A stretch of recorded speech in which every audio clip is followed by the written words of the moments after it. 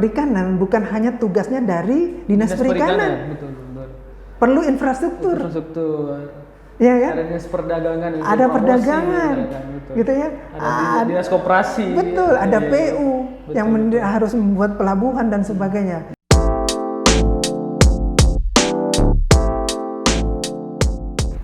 Assalamualaikum warahmatullahi wabarakatuh. Kembali lagi di acara Madura Top, programnya Jawa Pos Radar Madura. Masih bersama saya Franky Wirananda, redaktur Jawa Pos Radar Madura. Untuk edisi kali ini saya kedatangan tamu yang begitu istimewa, tamu yang luar biasa. Beliau adalah salah satu guru besar di Universitas Trunojoyo Madura. Beliau adalah Profesor Profesor Dr. Insinyur Muhammad Zainuri MSc. Selamat sore, Prof. Selamat sore. Prof Zainuri ini lahir di Sumeneb, kebetulan di Ampunten, Prof ya, di Ampunten pada 12 Maret 1961. Beliau mengenyam pendidikan S1 di IPB, S2-nya di Tokyo Fisheries University, Jepang. S3-nya juga di Tokyo Fisheries University di Jepang. Dan sekarang kembali ke Madura untuk mengabdi di Universitas Trunojoyo Madura. Kebetulan di program studi Manajemen Sumber Daya Perairan MSP, Prof ya. Tema kita kali ini kekayaan alam Madura, Prof. Jadi ada satu ungkapan yang menyatakan bahwa Madura ini adalah sepotong surga gitu, sepotong surganya Indonesia, surganya Jawa Timur, karena begitu kaya sumber daya alamnya, terutama di kelautan dan perikanan atau di pesisirnya, Prof. Sejauh ini bagaimana melihat potensi perikanan, kelautan dan perikanan di Madura ini, Prof? Mohon. Iya, sebenarnya kalau kita lihat potensinya besar. Potensinya besar. Kalau secara keseluruhan saya lihat di statistik lah, kalau untuk kelautan perikanan kita itu bisa mencapai sepertiga daripada produksi yang ada di Jawa Timur. Sebenarnya itu bukan hal yang mustahil, karena memang ekosistem yang ada di Madura ini, ekosistem perairan perikanan bagus sekali, masih bagus gitu ya, masih cukup untuk mendukung keberadaan ikan ada di situ gitu. Makanya saya lihat sayang sekali kalau itu tidak dikembangkan dengan baik gitu. Sejauh ini pengembangan sumber daya alam itu saya melihat belum melihat dalam artian pengembangan memang terstruktur ya, belum. Jadi secara individu mungkin ada, misalnya orang per orang, tapi secara kelembagaan, secara daerah saya belum melihat hal itu dilakukan dengan baik gitu kan. Yang potensi sumber daya perairan yang paling memungkinkan untuk dikembangkan dan menopang perekonomian masyarakat itu apa kira-kira? Sebenarnya di perikanan itu, karena beragam sekali ya, keragaman sumber daya ikan yang ada di Madura itu cukup tinggi. Apalagi kalau kita bicara di kepulauan yang ada di Sumeneb, itu kan ekosistemnya masih bagus gitu. Masih bagus untuk menunjang keberagaman itu dan potensi yang besar itu. Potensi perikanan juga, Prof? Potensi perikanan, iya. Artinya kalau kita bicara ekosistem, bukan hanya perikanan tentunya, itu untuk objek wisata dan sebagainya, itu kan betul. Rentetannya dari membangun perikanan, side effect-nya itu di pariwisata, di perhubungan, dan ekonomi kerakyatan yang ada di daerah-daerah itu, termasuk di kepulauan. Itu akan berkembang. Kalau di kepulauan ini, Prof, banyak di sana kerambah masyarakat membudidayakan ikan, terus kemudian membudidayakan ekosistem laut lainnya gitu, Prof. Ini sejauh ini hanya dilakukan oleh orang per orang, kelompok per kelompok, tidak ada berbentuk korporat atau berbentuk ya sekelompok besar gitu, Prof. Itu kira-kira karena kondisi SDM kita atau mungkin karena kurang dukungan, Bro? Kalau SDM ya oke. tapi itu kan bisa ditingkatkan kapasitasnya. Nah, ini dukungan dari pihak terkait yang bisa mendukung peningkatan kapasitas ini yang kurang. Dukungan peningkatan kapasitas SDM. Iya, itu kurang ya, mulai dari segala macam lah, dari pendidikan yang memang terarah, kemudian pembinaan itu juga masih sangat-sangat rendah. Pembinaan terhadap kelompok-kelompok. Iya, bukan kalau itu mau dibikin kelompok bisa gitu kan. Nah, ini yang harus terus dibina gitu. Iya, betul. Madura ini ternyata penuh dengan kepulauan gitu, Prof. Banyak sekali kepulauannya. Di Sumeneb saja ada 126 pulau dan 46 yang berpenghuni. Di Kabupaten Sampang ada 1 pulau. Prof pernah ke jalan-jalan ke pulau-pulau itu kira-kira? Iya, sebagian, tidak semuanya. Sebagian semuanya. Makanya saya melihat potensinya besar. Kalau saya tanya misalnya nelayan yang berlabuh di Lamongan, Lamongan ini kan potensi perikanannya besar. Padahal ikannya dari mana? Dari Sumeneb. Iya, dari sekitar Masa Lembu sekitarnya, Kangian sekitarnya, mereka ke sana gitu. Mereka ke sana. Tapi akhirnya jadi angkanya itu jadi produksi Kabupaten Lamongan. Iya. Apa ini juga tidak terbaca oleh pemerintah kira-kira, Prof? Seharusnya terbaca ya. Seharusnya terbaca. Sekarang tinggal kepedulian saja. Peduli atau tidak gitu. Itu saja.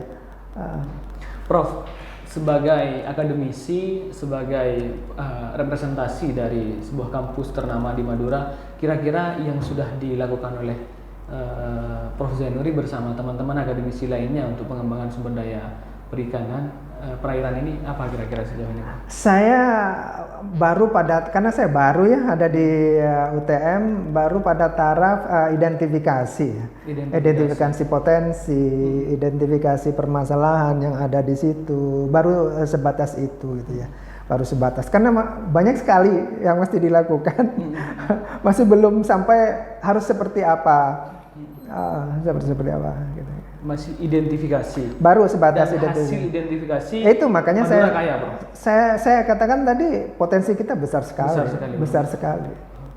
Yang paling memungkinkan untuk sementara nih, Prof, tidak butuh skill yang terlalu tinggi, apa kira-kira yang bisa dimanfaatkan, yang dikembangkan itu, Prof?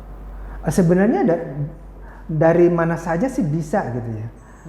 Karena potensinya sudah ada, keinginan masyarakatnya sudah ada gitu kan. Hanya tinggal bagaimana pemerintah ini mengolah potensi-potensi yang ada itu gitu ya.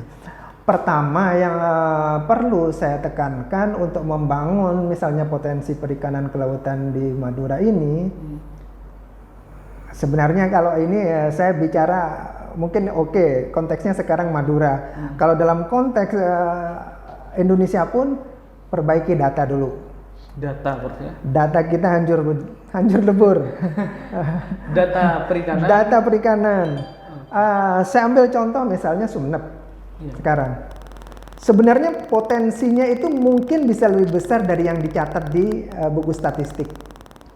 Data kita kacau, Prof. Oke lah, kesampingkan dulu sementara. Pakai data yang ada, pakai sumber daya yang ada, yang sekarang ini mau yang paling memungkinkan dan paling berpotensi ini dikembangkan untuk menjadi apa, Prof? Karena begini, Prof, di nelayan kita, nelayan banyak yang ada one day fishing, ada beberapa hari di lautan. Nah, sementara ibu-ibu di rumah ini nganggur gitu, Prof. Nah, ini kan kalau misalkan ada IKM di sana, ini kan lebih bagus gitu, Prof. Hanya barangkali ibu-ibu nelayan ini tidak tahu, Prof, mau dikembangkan seperti apa. Mohon pencerahannya ini, Prof. Iya, memang produk perikanan kan ada yang langsung dikonsumsi dalam bentuk segar, dalam bentuk mentah. Tapi kan juga bisa diolah.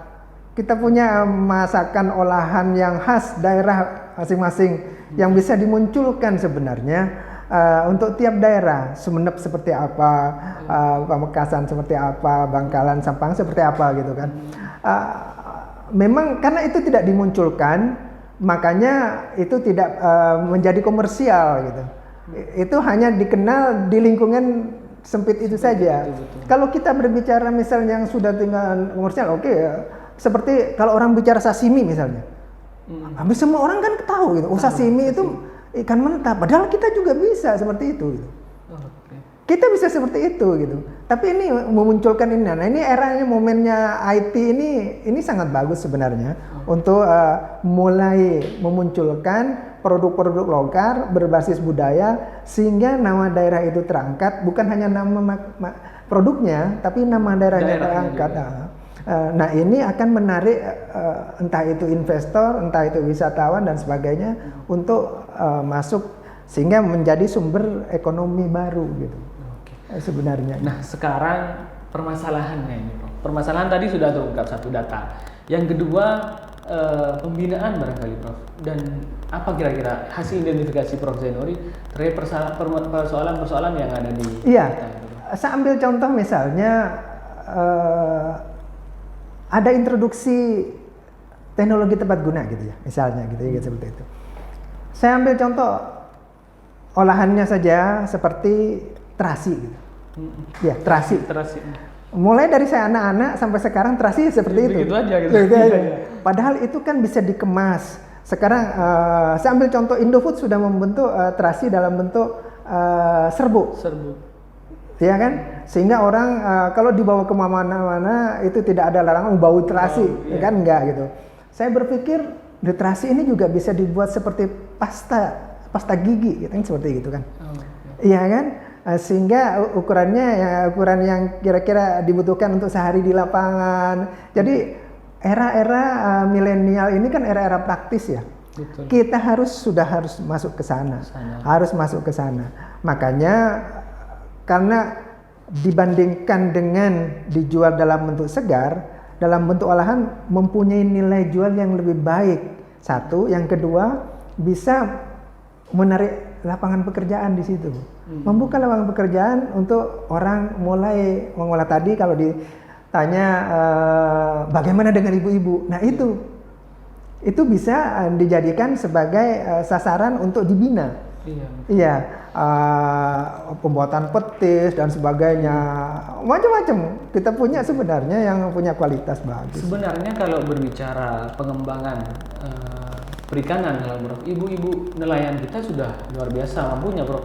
Siapa ibu-ibu pesisir yang tidak bisa buat petis misalkan, yang tidak bisa buat terasi, tidak bisa buat abon? Rata-rata mereka bisa, hanya mungkin pengembangannya, Prof.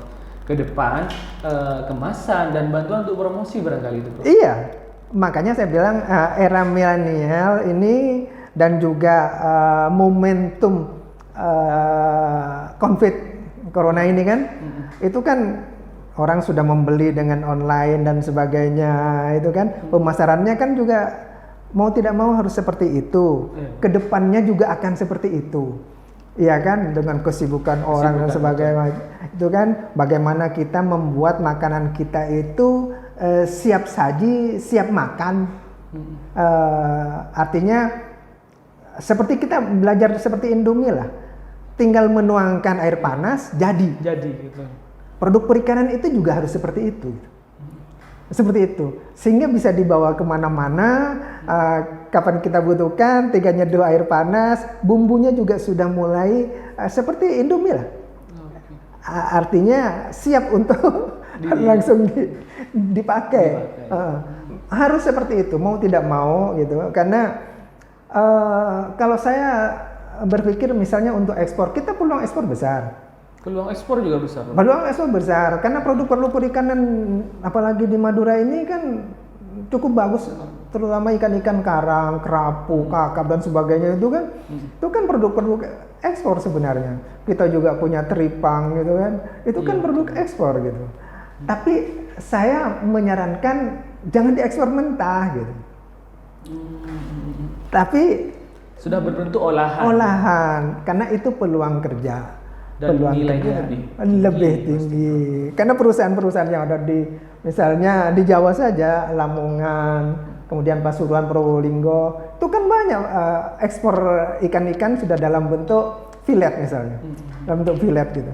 Itu dari mana ya? Sekitar Jawa Timur sini aja termasuk di Madura itu gitu. Atau mungkin masyarakat kita sebenarnya sudah tahu peluang itu, Prof. Hanya untuk mengeksekusinya yang tidak bisa, Prof. Kira-kira sempat ada itu? Makanya saya katakan itu peran pemerintah daerah ya. Peran pemerintah daerah untuk mengambil peluang itu gitu. Karena memang itu tugasnya saya pikir ya, pemerintah daerah bagaimana membina, bagaimana juga turut membantu untuk memunculkan produk-produk ini, memfasilitasi paling tidak sehingga masyarakat itu termotivasi untuk melakukan itu dan mengerti. Gitu. Produk-produk ekspor, terus kemudian potensi kita itu kan rata-rata ada di wilayah kepulauan, Prof. Mestinya kalau ini dikembangkan dengan baik, tidak ada lagi masyarakat kita yang kurang sejahtera, misalkan, Prof. Nah, ini bagaimana kira-kira masukannya, terus kemudian saran ini kepada pemerintah juga nih, Prof. Kalau kita bicara masalah perikanan, kita berbicara masalah pesisir dan pulau-pulau ada di situ. Dan seharusnya disitulah sebenarnya pembangunan itu dimulai gitu kan. Disitulah tempatnya pemerintah daerah untuk menunjukkan bahwa kapasitasnya bisa membangun daerahnya gitu. Iya kan, membangun daerahnya karena potensinya di situ besar. Potensinya besar. Hanya memang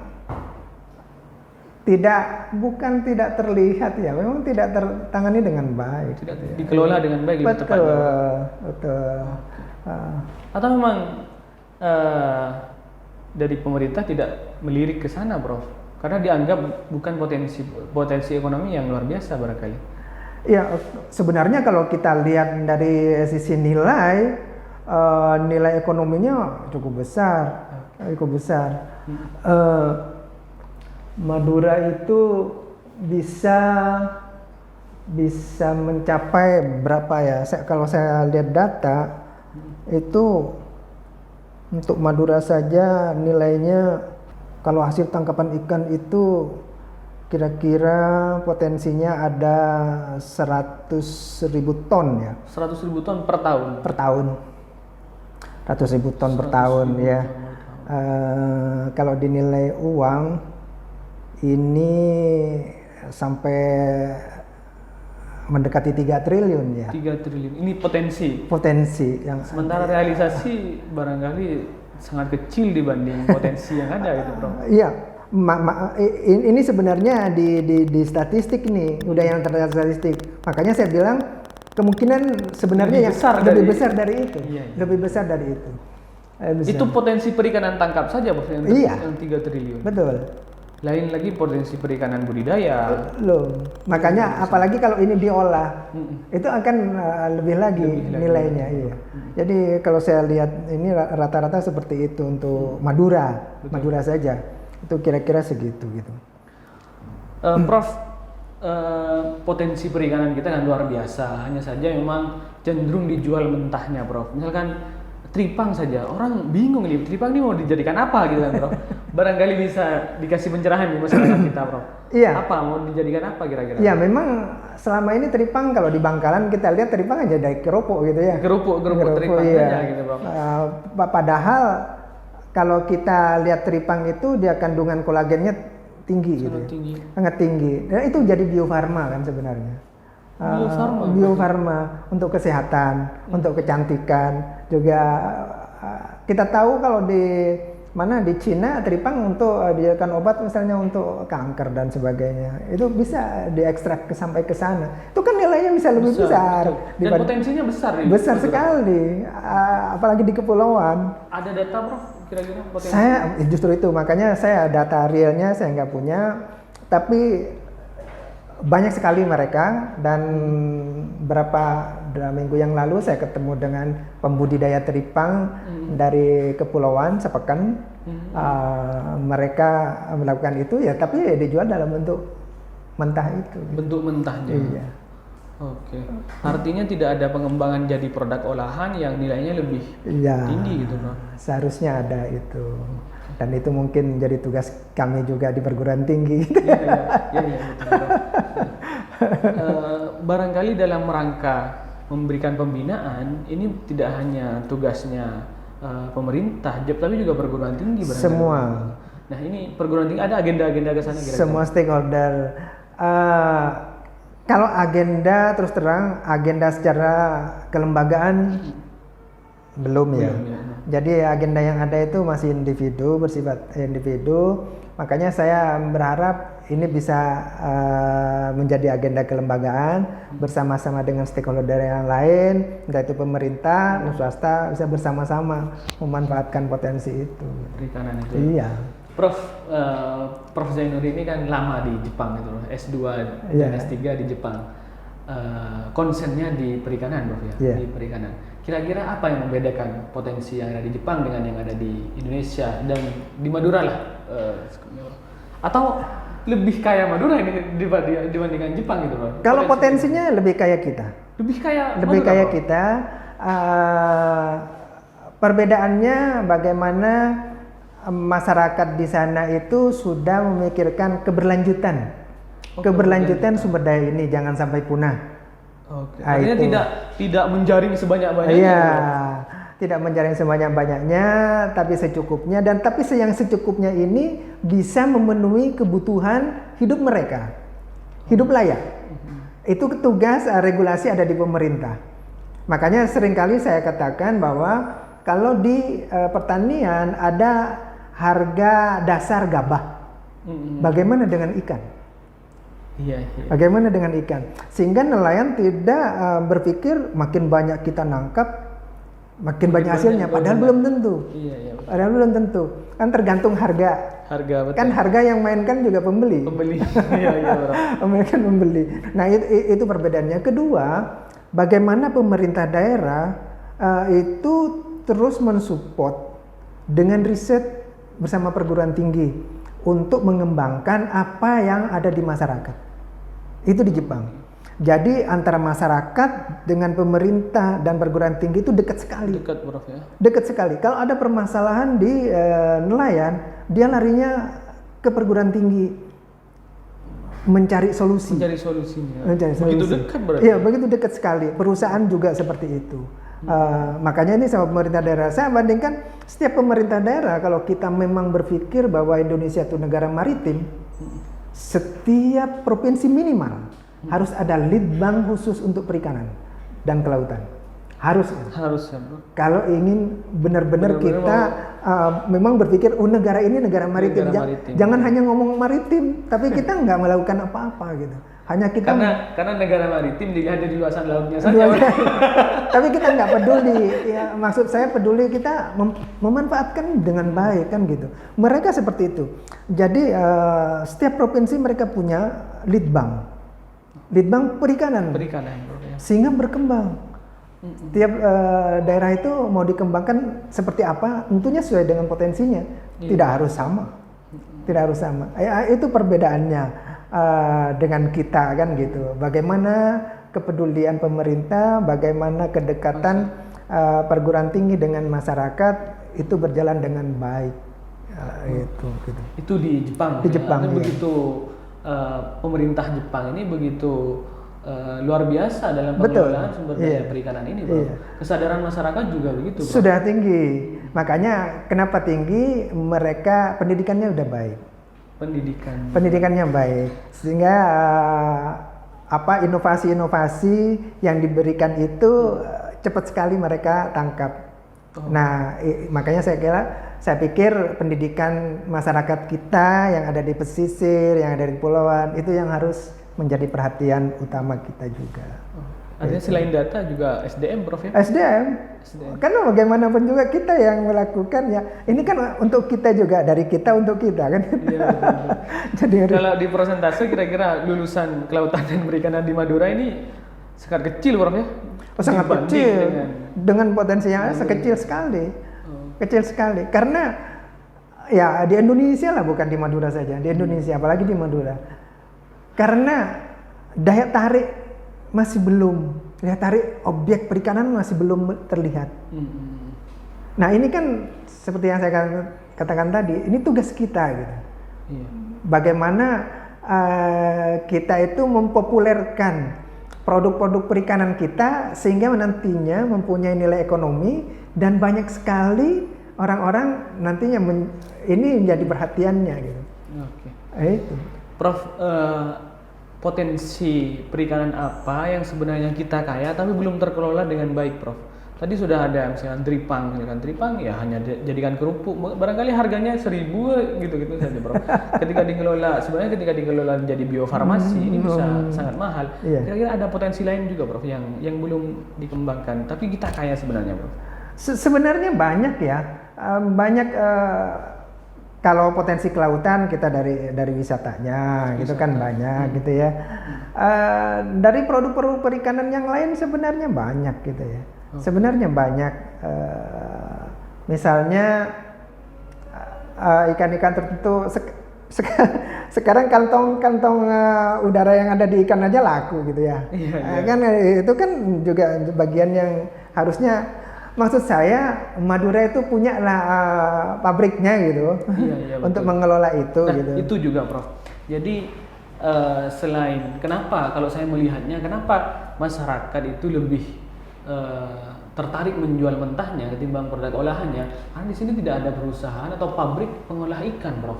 Jadi rata-rata home industry saja gitu, Prof. Ya dijadikan abon yang paling memungkinkan bagi mereka untuk dijadikan biofarmasi yang tidak memungkinkan di Madura tidak ada perusahaannya. Nah, kira-kira, Prof, sejauh mana kebutuhan kita terhadap perusahaan itu, dan apakah sempat nggak, Prof, perguruan tinggi diajak bicara oleh pemerintah? Saya nggak tahu ya kalau perguruan tinggi diajak bicara, tapi memang seharusnya kalau ditanya kebutuhannya kita mendesak itu ya. Karena bagaimanapun juga saya melihat di situ ada peluang lapangan pekerjaan. Betul. Lapangan pekerjaan yang cukup besar. Yang kedua, saya berharap itu bisa mengangkat nilai jual dari produk itu sehingga nelayan bisa mendapatkan penghasilan yang memadai gitu ya. Karena dengan adanya industri itu gitu. Misalnya teri, kita ekspor teri gitu. Gitu kan. Padahal teri itu kan produk yang baik untuk kesehatan juga kan gitu. Tapi apakah masyarakat kita mengetahui sampai sejauh mana mengetahui bahwa itu memang makanan yang mengandung gizi yang cukup tinggi sebenarnya gitu. Nah, hal-hal dari Madura diekspor ke luar negeri dalam bentuk mentah, dari luar negeri dikirim lagi ke kita dalam bentuk sudah biofarmasi, olahan dan sebagainya. Akhirnya harganya sangat timpang. Betul. Kita kebanyakan seperti itu. Makanya saya katakan sayang sekali Madura ini punya potensi besar, tapi kita tidak bisa memanfaatkan dengan baik. Betul. Potensi perikanan tangkap saja sudah 3 triliun. Sudah 3 triliun. 1 tahun. 1 tahun. Belum lagi perikanan budidaya, Bro. Betul. Nah, ini sejauh mana sebenarnya potensi perikanan budidaya kita, Bro? Budidaya saya belakangan ini baru ngelihat budidaya udang faname sudah mulai bergerak ya. Pada faname udah walaupun masih banyak yang baru, tapi potensinya cukup besar. Artinya sudah mulai banyak lahan-lahan di pesisir pantai kita sudah dimanfaatkan dengan baik gitu ya. Prof, selain SDM juga, apakah birokrasi kita juga jadi penghambat, Prof? Karena misalkan taruhlah membuka tambak udang misalnya, Prof. Ini kan izinnya sudah macam-macam nih, Prof. Prosesnya sudah sebegitu rumitnya. Apakah birokrasi kita juga menjadi penghambat dalam saya tidak tahu tentang birokrasi itu ya di pemerintah daerah seperti apa.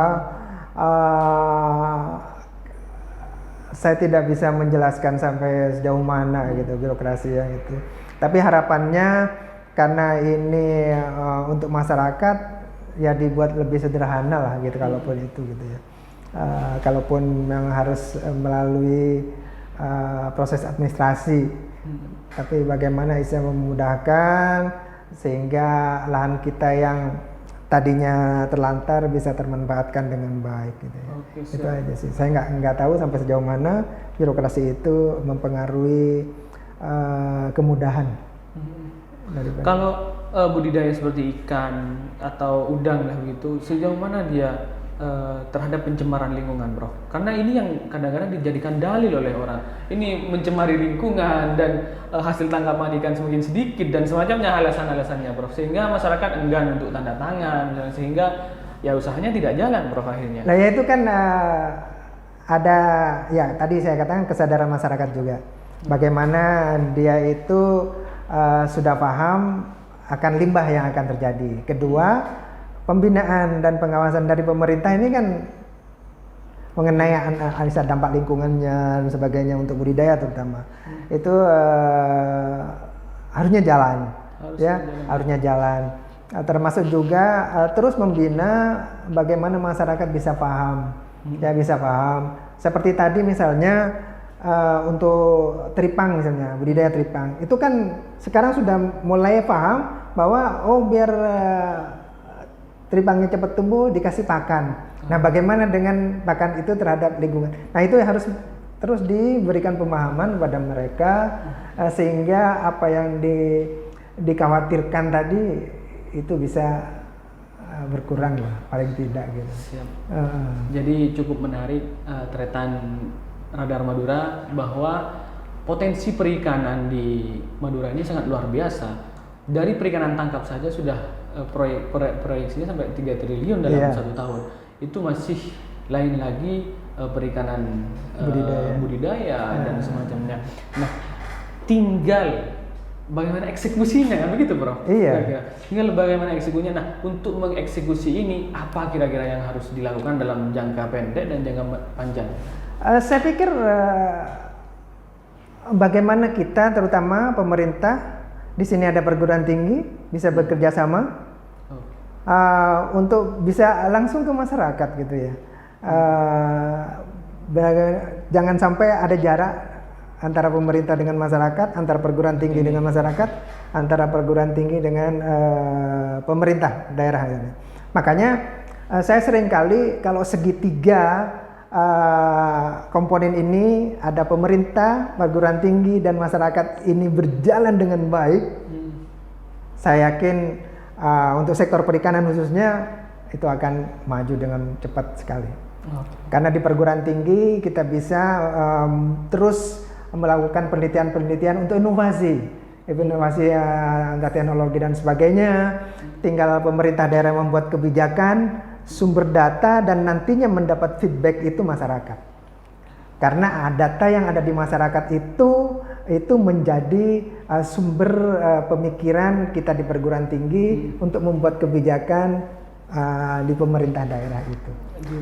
Kalau ini bekerja dengan baik, segitiga ini itu hebat sekali. Saya berharap itu jalan. Gitu. Harus dimulai berarti, Bro? Ya harus mulai. Iya, kalau bisa saat ini. Iya, harus dimulai. Berbicara sinergitas nih, Bro. Sejauh mana kira-kira koordinasi dengan pemerintah daerah 4 kabupaten? Belum. Saya melihat baru, makanya saya bilang tadi pada konteks individu. Sehingga pengennya saya konteks lembaga. Jadi perguruan tinggi bukan Jainurinya, tapi perguruan tingginya. Itu karena kita memecahkan satu masalah itu tidak bisa hanya dengan satu orang. Karena banyak faktor yang mempengaruhi, banyak faktor yang bisa mendukung, sehingga perlu kolektif yang ada di situ. Jadi seperti misalnya kita berbicara pemerintah daerah, kita bicara perikanan bukan hanya tugasnya dari dinas perikanan. Betul. Perlu infrastruktur. Ya kan? Ada dinas perdagangan, ada perdagangan, gitu ya. Ada dinas koperasi. Betul, ada PU yang harus membuat pelabuhan dan sebagainya. Makanya perikanan ini bisa jadi pionir untuk membangun daerah. Sehingga kerjaan-kerjaan dinas yang lain itu bisa ikut semuanya. Ada dinas pariwisata, bisa juga masuk di dalamnya, ya kan? Sinergitas ini belum terlihat, Bro? Belum. Mereka masih egosektoral. Harapan saya visi misi kepala daerah itu tidak diterjemahkan menjadi visi misi kepala dinas masing-masing. Betul. Iya. Sama dengan perguruan tinggi. Saya harapkan perguruan tinggi juga punya visi misi. Nah, ini diterjemahkan oleh semua fakultas sehingga keluarnya menjadi satu kekuatan yang memang menjadi kolektif itu. Oke. Iya. Siap. Prof, mungkin ini sesi terakhir, Prof. Harapan Prof Zainuri sebagai akademisi melihat potensi yang ada di Madura dan sebagai orang yang lahir di Madura, puluhan tahun meninggalkan Madura dan kembalinya tetap seperti ini saja. Apa kira-kira harapan dari Harapan saya yang mendasar adalah pendidikan ya. Pendidikan di daerah, di kepulauan itu menjadi perhatian utama. Kepulauan juga, Pak? Iya. Itu terutama apalagi di kepulauan yang sangat menyedihkan kalau saya lihat gitu ya. Betul. Itu menjadi perhatian utama. Kemudian tadi kembali lagi sinergitas semua stakeholder harus jalan dengan satu tujuan untuk masyarakat sejahtera. Gitu. Kalau ini kebetulan saya bidang perikanan, di perikanan. Kalau Madura itu terkenal dengan dulu makanan utamanya jagung. Bagaimana ini bisa sinergi, semua stakeholder arahnya ke sana. Semua program arahnya ke sana. Infrastruktur juga infrastruktur yang mendukung ekonomi di situ. Pengembangan sumber daya alam yang ada. Entah itu perikanan, entah itu pertanian. Iya. Itu ke sana gitu. Juga peternakan. Semuanya. Iya. Artinya tidak hanya jalan masing-masing. Enggak. Dinas tidak jalan masing-masing, kepala daerah tidak jalan masing-masing, tapi visinya satu untuk kesejahteraan masyarakat gitu. Betul. Itu harapannya gitu. Karena bagaimanapun juga sasarannya satu kok, masyarakat. Masyarakat betul. Siap. Terima kasih, Prof. Iya. Terima kasih Tretan sudah mengikuti acara Madura Talk, acaranya Jawa Pos Sadar Madura. Untuk selanjutnya ketemu lagi dengan saya di acara yang sama dengan pemateri yang berbeda. Akhiran, Assalamualaikum warahmatullahi wabarakatuh. Waalaikumsalam.